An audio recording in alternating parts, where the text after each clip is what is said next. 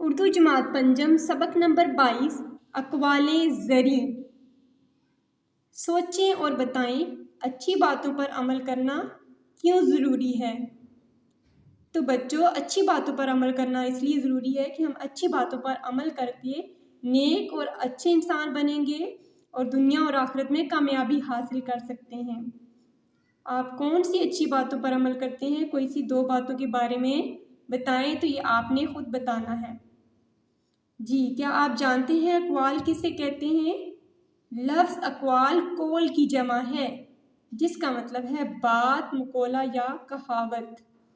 اب ہم ایسے چند اقوال پڑھیں گے جو دنیا کے بہترین انسانوں سے منسوب ہیں، یعنی دنیا کے بہترین انسانوں نے جو کہے ہیں اقوال، وہ ہم پڑھیں گے۔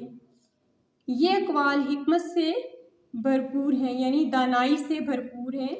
ان پر عمل کرنے سے ہم اپنی زندگیوں میں مثبت تبدیلی لا سکتے ہیں۔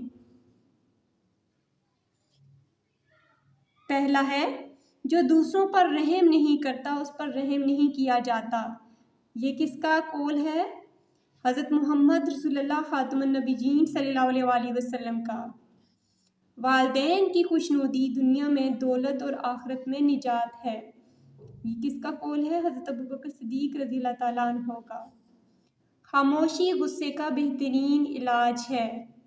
حضرت عمر رضی اللہ تعالیٰ عنہ نے یہ کہا تھا، خوش اخلاقی بہترین دوست ہے۔ یہ قول ہے حضرت عثمان رضی اللہ تعالیٰ عنہ کا۔ نیکیوں سے میل جول رکھو گے تو تم بھی نیک ہو جاؤ گے۔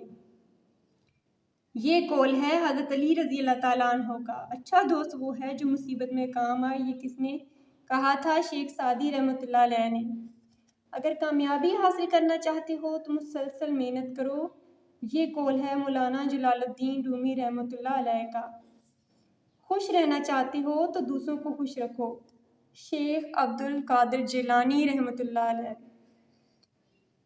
تلاوت کلام پاک سے افضل کوئی عبادت نہیں۔ فرید الدین گنج چکر رحمۃ اللہ علیہ نے۔ کھانے میں عیب نہ نکالو، اگر پسند نہ ہو تو مت کھاؤ۔ کس کا قول ہے یہ؟ امام غزالی رحمۃ اللہ علیہ کا۔ سمجھیں اور بتائیں قول کسے کہتے ہیں؟ قول سے مراد بات، مقولہ یا کہاوت ہے۔ خوش رہنے کے لیے کیا ضروری ہے؟ خوش رہنے کے لیے ضروری ہے کہ دوسروں کو بھی خوش رکھا جائے۔ غصے کا بہترین علاج کیا ہے؟ غصے کا بہترین علاج ہے خاموشی۔ سب سے افضل عبادت کون سی ہے؟